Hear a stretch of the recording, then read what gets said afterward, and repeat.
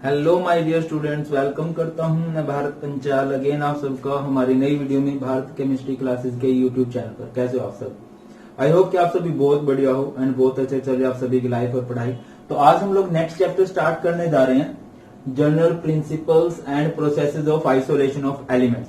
नाम से कुछ क्लियर हो रहा है कि वो प्रिंसिपल, वो प्रोसेस जो कि आप यूज करोगे एलिमेंट्स को आइसोलेट करने में, ये हमने इस चैप्टर के अंदर पढ़ना है। और ज्यादा बड़ा चैप्टर नहीं है, 3 से 4 नंबर का बन सकता है एंड बहुत अच्छे से देखेंगे, ठीक है। एंड जो वीडियोस हैं वो फ्री वाले बच्चों के लिए भी आएगी एंड सुपरविजन बैच वाले बच्चों के लिए भी आएंगी। सुपरविजन वाले बच्चों का ज्यादा फायदा क्या होगा, आपको पता ही है कि इसके साथ में आपको प्रीवियस ईयर क्वेश्चन भी करवाने वाला हूँ, एनसीईआरटी क्वेश्चन भी साथ के साथ होंगे, नोट्स आपको रेगुलर टाइम पे मिलने वाले हैं। चलिए तो स्टार्ट कर रहे हैं, general principle and processes of isolation of element. तो सबसे सिंपल बात से स्टार्ट करते हैं कि आप सभी को पता है टोटल कितने एलिमेंट्स हैं? 118 एलिमेंट है ना, जो जिनको हमारी पीरियोडिक टेबल में जगह दी गई है। इस वीडियो में हम लोग इसकी इंट्रोडक्शन पढ़ेंगे एंड पढ़ेंगे कि हमें एलिमेंट्स मिलते कहां कहां से, जिनसे एक नंबर क्वेश्चन श्योरली बन सकता है। बहुत बढ़िया ट्रिक से देखेंगे, ठीक है। चलिए तो टोटल 118 एलिमेंट्स हैं, जिनमें से 92 जो एलिमेंट्स है ना वो नेचुरली अकरिंग है, जो हमें नेचर में मिलते हैं। एंड इसके बाद जितने भी बचे वो सारे के सारे क्या है? मैन मेड है। कितने बचेंगे वो?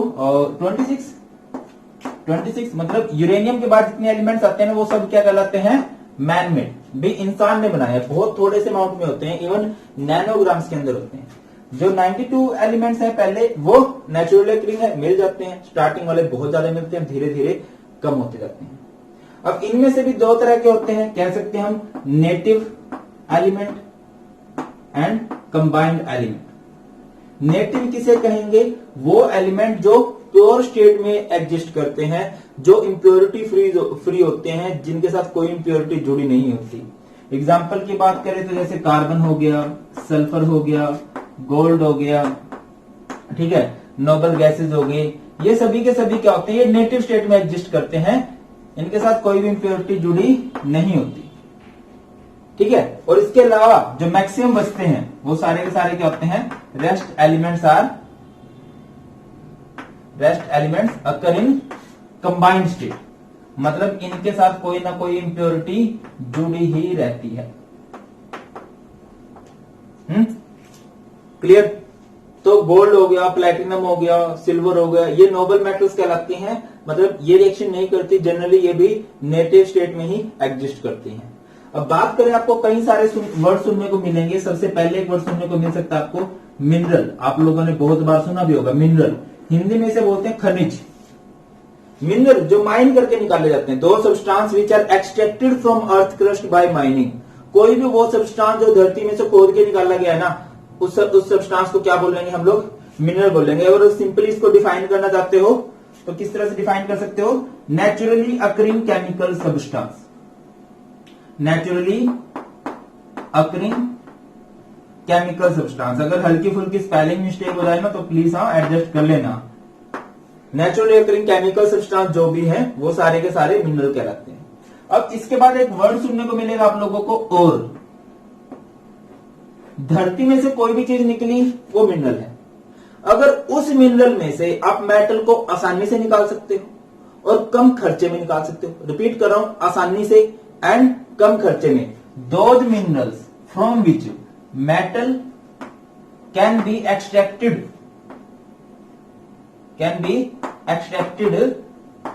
कन्वेंशनली बोले तो आसानी से,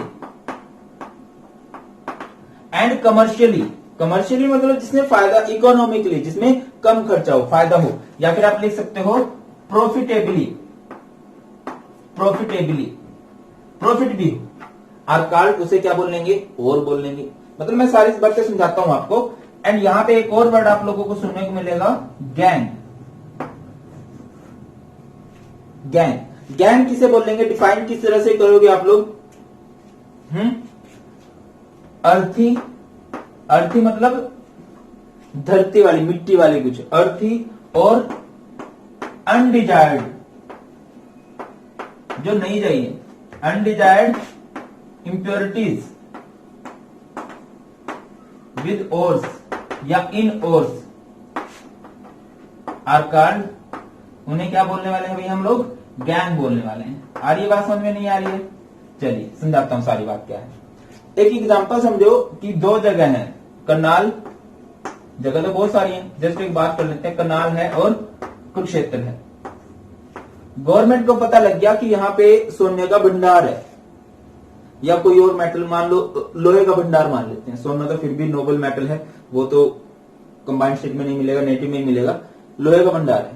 तो गवर्नमेंट ने क्या कर दिया, मान लो यहाँ पे 50 किले जगह थी, यहाँ पे भी 50 किले, 50 एकड़, हेक्टेयर जिसे कहेंगे, 50 हेक्टेयर, तो यहाँ पे धरती उन्होंने खोदी और यहां से निकाल लिया। जो भी चीज निकली उसे हम लोग क्या बोलेंगे? क्या बोलेंगे? मिनरल बोलेंगे। जो खोद के जो चीज निकालेंगे उसे क्या बोला जाएगा? मिनरल। जो माइनिंग करके निकाला जाता है उसे मिनरल बोला जाता है। अब इसमें से अब गवर्नमेंट ने ठीक है खुदाई करवा ली, वहां से मिट्टी वगैरह जो भी लोहा निकला, लोहा प्योर तो नहीं निकलेगा, कंबाइंड स्टेट में निकलेगा, वो निकाल लिया। अब गवर्नमेंट ने क्या किया कि इसकी प्योरिफिकेशन स्टार्ट कर दी। प्योरिफिकेशन, इसको बोला जाता है मेटलर्जी। मेटलर्जी क्या होती है? Number of steps, a series of number of steps which are use for the refining of metal कह लीजिए, या प्योरिफिकेशन ऑफ मेटल कह लीजिए। बहुत सारे स्टेप्स होते हैं इसमें मेटलर्जी में। मेटल क्या होता है? मेटल को अलग निकाल लेना। मेटलर्जी में नंबर ऑफ स्टेप्स होते हैं सो दैट कि आप मेटल को अलग निकाल सको। सबसे पहला स्टेप क्या होता है? कंसंट्रेशन होता है। क्या होता है? कंसंट्रेशन। पढ़ेंगे, इसको भी पढ़ेंगे। इसके बाद आइसोलेशन होता है, एंड बिल्कुल लास्ट में क्या हो जाती है? प्योरिफिकेशन या रिफाइनिंग। महंगी मेटल के लिए रिफाइनिंग। ये 3 स्टेप हम लोगों ने पढ़ने हैं। कंसंट्रेशन, पहले किसी भी और की कंसंट्रेशन होती है, फिर आइसोलेशन होती है, फिर उसकी प्योरिफिकेशन की जाती है। तो मैं कह रहा था कि मिनरल है, दोनों जगह से धरती खोदी गई तो मिनरल हो गया। तो गवर्नमेंट इसको साफ करने लगी, साफ सफाई करवाने लगी, इसकी बहुत सारे स्टेप लगे। तो लोहा मिला और उन्होंने आइडिया लगाया कि हमारा खर्चा कितना आ रहा है इस पे। मान लो 2 रुपीज पर केजी आ रहा है। ठीक है, देखो जहां पे भी कोई बढ़िया चीज मिलती है वो सारी की सारी गवर्नमेंट की हो जाती है। मतलब अगर इस घर के नीचे सोने का भंडार है तो मैं बोलूं नहीं ये मेरी जगह है, गवर्नमेंट ऐसे जैसे भी उठा के ऐसे रख देगी, वो अगले ही मोमेंट वो गवर्नमेंट की प्रॉपर्टी हो जाती है, चाहे हम कुछ भी कर लें। 2 रुपीज पर केजी है, रेट भी देंगे मुझे वैसे जमीन का। ठीक है, तो यहाँ पे उनका जो टोटल खर्चा आ रहा है ना ओवरऑल, वो आ रहा है 2 रुपीज पर केजी। और मार्केट में हम आइडिया मान लेते हैं, मुझे एग्जैक्ट रेट तो नहीं पता, 25-26 रुपए किलो होगा लोहा, तो भी गवर्नमेंट को प्रॉफिट हो रहा है। मान के चलो के आर्मी कुरुक्षेत्र में वो प्योरिफिकेशन करवाने लगे और उनको पड़ गया 40 रुपीज पर केजी। भैया हो सकता है, ठीक है, कि लोहा बहुत कम हो, लोहे का भंडार है बट वो बहुत कम हो, प्योरिफिकेशन में बहुत ज्यादा पैसे लगे, ये 40 रुपीज पर केजी पड़ रहा है। तो इसको मैं और नहीं बोलूंगा, इसको मैं और। तो अभी बात करते हैं कि इसको क्या बोलेंगे हम। देखो मिनरल दोनों है, बट ये और भी कहलाएगा क्योंकि इससे हमने मेटल को आसानी में और कम खर्चे में प्राप्त किया है। ये सिर्फ मिनरल कहलाएगा। एक लाइन होती है, all the ores are mineral, ये और है, मिनरल भी है, but all the minerals are not ore. ये मिनरल है बट और नहीं है। जो कोई और होगा वो मिनरल जरूर होगा, बट जो मिनरल होगा जरूरी नहीं है कि वो और भी हो। क्लियर है? एक वर्ड आपको सुनने को बहुत मिलता है, कौन सा? Metallurgy. A series of number of steps which involves technological and scientific processes to get a metal from its ore. एक मेटल को प्राप्त करना है उसके और से, उसमें जो भी प्रोसेसेस लगेंगी उसे हम लोग क्या बोलने वाले हैं भाई? मेटलर्जी बोलने वाले हैं। एंड इसके 3 स्टेप होते हैं मेन। ठीक है, वो मैंने आपको बता दिए। अभी बात करते हैं, चलिए आई होप इसमें तो सब कुछ क्लियर होगा, यहां तो आपको कोई डाउट होगा नहीं। आगे बढ़ते हैं। तो next topic is occurrence. Occurrence की जो मेटल्स हैं ये पाई कैसे जाती हैं। तो देखिए मेटल एक्टिव होती हैं। एक्टिव मतलब जो इलेक्ट्रॉन देना चाहती हैं, और इलेक्ट्रॉन लेने वाले बहुत हैं, तो उनके साथ बहुत सारी इंप्योरिटी जुड़ जाती हैं। तो आप क्या लिखोगे? Most of the metals. अब देखो लोहा है, सॉरी जो गोल्ड है, जो प्लेटिनम है, वो उतना हाई रेट क्यों है उनका? उनका जो रेट है वो इस वजह से हाई है, कोई वो रिएक्टिव नहीं है, वो इलेक्ट्रॉन देना पसंद नहीं करती, इस वजह से उनका रेट बहुत महंगा होता है। तो क्या लिखेंगे हम? Most of the metal occurs in combined form, किस फॉर्म में एग्जिस्ट करती हैं? कंबाइंड फॉर्म में, किसी ना किसी के साथ जुड़ी मिलेंगी। एज सल्फाइड के साथ हो गया, सल्फाइड की फॉर्म में होंगी, ऑक्साइड की फॉर्म में होंगी, ठीक है, सल्फेट की फॉर्म में होंगी,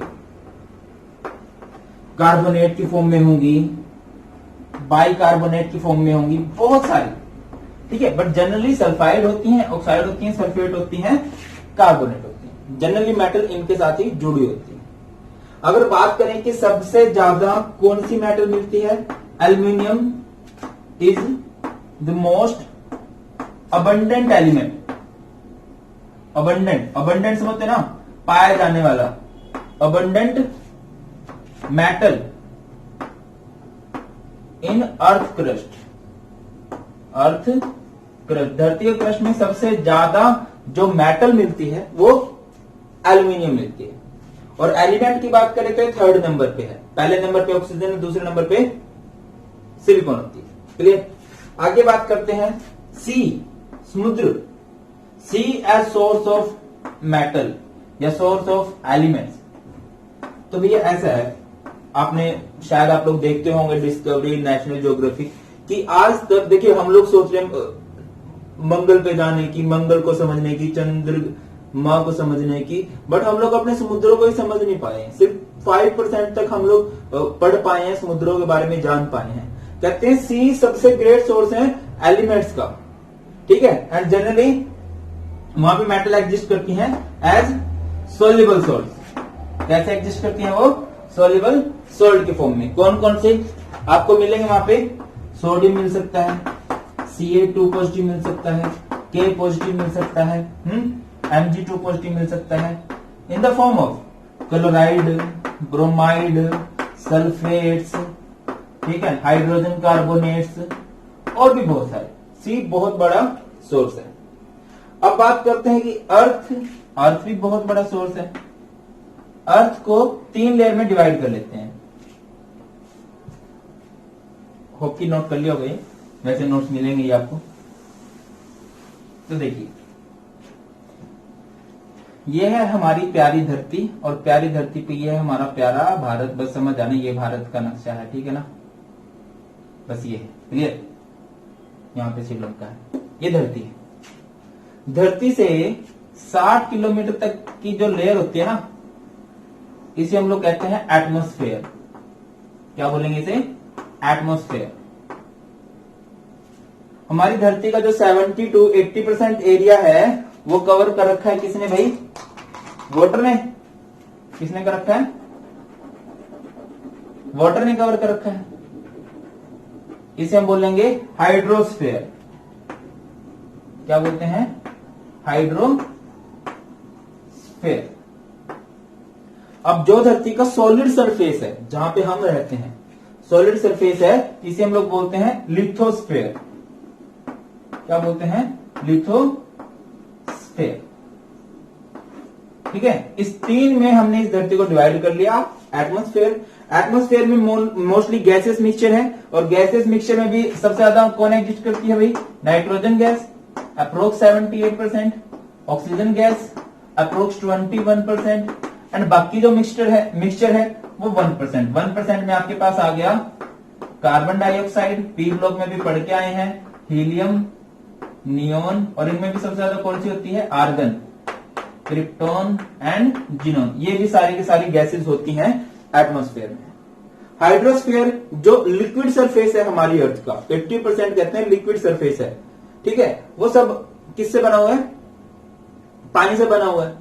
एंड यहाँ पे क्या होते हैं भाई? जितने भी एलिमेंट्स एग्जिस्ट करते हैं वो एग्जिस्ट करते हैं एज सॉल्युबल सॉल्ट्स। लिथोस्फीयर जो सॉलिड सरफेस है, सॉलिड सरफेस में हम कह लीजिए जो अर्थ क्रस्ट है, धरती के जो अंदर है, या फिर जो रॉक्स हैं, इसको लिथोस्फीयर में हम लोग रखेंगे। यहाँ पे बहुत ज्यादा एलिमेंट्स हमें लिथोस्फीयर से मिलते हैं। सबसे ज्यादा जो हमें मिलते हैं वो लिथोस्फीयर से मिलते हैं, जिनका हम यूज भी करते हैं। यहाँ पे बात कर लें तो सबसे ज्यादा सोर्स कौन सा है? ऑक्सीजन का है ये, उसके बाद सिलिकॉन का है, एंड 3rd नंबर पे आपको पता है एल्यूमिनियम है। अब धीरे धीरे धीरे धीरे बहुत से एलिमेंट्स हैं, अलग अलग उनकी रैंकिंग है, बट वो रैंकिंग हमें याद नहीं करनी है। ठीक है, ये तो चलिए इस चैप्टर का हो गया ओवरव्यू, इनकी इंट्रोडक्शन, इनकी अकरेंस। अब जो क्वेश्चन बनता है वो बनता है इनके मिनरल्स, सॉरी एक मेटल का और उस और का फॉर्मूला। चलिए तो अभी देखते हैं मेटल्स के ओर्स और उनके ओर्स की कंपोजिशन, ठीक है, उन और का फॉर्मूला, एंड लास्ट में एक बहुत ही बढ़िया ट्रिक भी आपको देखने को मिलेगी। चलिए तो एल्यूमिनियम का जो फेमस ओर है वो कौन सा है भाई? बॉक्साइट है। कौन सा रहेगा? बॉक्साइट, जिसका फॉर्मूला क्या होता है? Al2O3 XH2O। नेक्स्ट बात करें आयरन। आयरन के जो फेमस ओर होते हैं वो होते हैं hematite and magnetite. Hematite and magnetite. Hematite का फॉर्मूला होता है Fe2O3, मैग्नेटाइट का फॉर्मूला होता है Fe3O4। ये आपको प्रैक्टिस से याद कर लेना, बहुत ज्यादा इंपॉर्टेंट है। एनसीईआरटी के सारे करवाऊंगा मैं, उससे बाहर तो हम उम्मीद नहीं कर सकते कि आएंगे। ठीक है, कॉपर और एक होता है आयरन पायराइट। आयरन पायराइट जिसका फॉर्मूला होता है CuFeS2। कॉपर की बात करें तो एक तो कॉपर पायराइट हो जाएगा, जिसका फॉर्मूला होगा, सॉरी आयरन पायराइट का फॉर्मूला होता है FeS2 और कॉपर पायराइट का फॉर्मूला होता है CuFeS2। ठीक है, एक होता है क्यूपराइट। क्यूपराइट का फॉर्मूला होता है Cu2O। एक होता है कॉपर ग्लांस। कॉपर ग्लांस का फॉर्मूला होता है Cu2S। एक और इसका इंपॉर्टेंट और होता है जिसे हम लोग बोलते हैं मैलेकाइट। क्या बोलते हैं? मैलेकाइट। क्या फॉर्मूला होता है इसका? आएगा वैसे question, CO3 CuOH2। CO3 and CuOH2। Zinc की बात करें तो जिंक का एक तो हो जाता है जिंकाइट।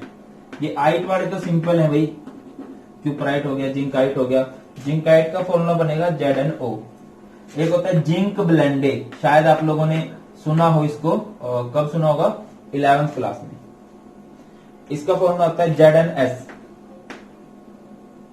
ZnS। एक और बड़ा फेमस होता है इसका, उसे बोलते हैं कैलामाइन।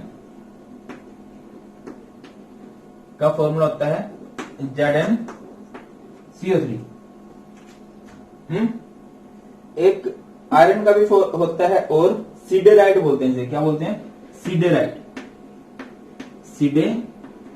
जिसका फॉर्मूला होगा FeCO3। सीडेराइट का फॉर्मूला होता है FeCO3। और आयरन एल्यूमिनियम का एक और मुश्किल सा और है जिसका नाम होता है कायोलिनाइट।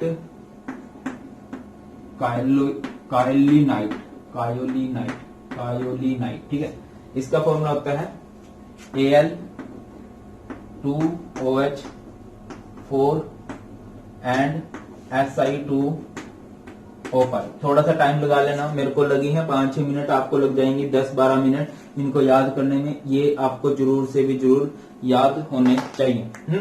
तो बेटा यही था हमारी फर्स्ट वीडियो में। अब सर ट्रिक कह रहे थे आप, ट्रिक इसके जस्ट बाद अपलोड होगी, वो वीडियो पहले अपलोड कर चुका हूं मैं, लिंक भी डाल दूंगा डिस्क्रिप्शन में, वहां से भी आप चेक कर सकते हो। तो ये थी आप सभी के लिए वीडियो। अभी सुपरविजन बैच वाले बच्चों को इसके क्वेश्चन मिल जाएंगे एंड सारे का सारा प्रीवियस 10 ईयर एनसीईआरटी में जितने से रिलेटेड क्वेश्चन बने हुए हैं। बाकी एक रिक्वेस्ट है, इस वीडियो को सभी के सभी शेयर जरूर करें अपने फ्रेंड्स के साथ। मैं मेहनत में जुट चुका हूं, अभी आप लोगों का भी सपोर्ट चाहिए कि हाँ सर हम शेयर कर रहे हैं खुद।